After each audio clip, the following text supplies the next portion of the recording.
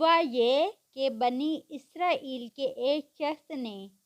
اپنے ایک بھائی کو اس کی میراث حاصل کرنے کی خاطر قتل کیا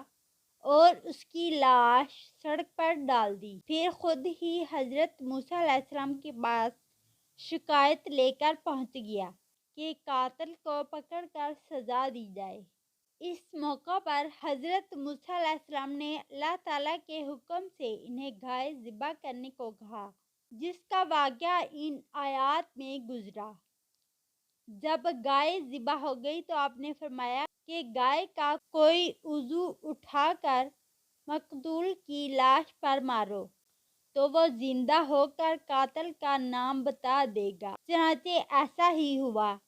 اور اس طرح قاتل کا پول کھل گیا اور وہ پکڑا گیا۔ قاتل کی دریافت کے لیے یہ طریقہ اختیار کرنے کا فائدہ یہ ہوا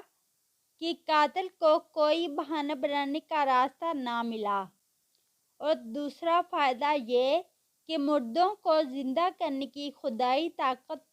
کا عملی مظاہرہ کر کے ان لوگوں کی زبانیں بند کر دی گئی جو دوسری زندگی کو ناممکن سمجھتے تھے۔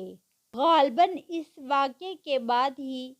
بنی اسرائیل میں یہ طریقہ جاری ہوا کہ جب کوئی شخص مقتول پایا جائے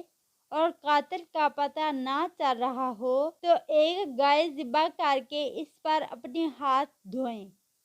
اور قسم کھائیں کہ ہم نے اسے قتل نہیں کیا، جس کا ذکر بائبل میں آیا ہے۔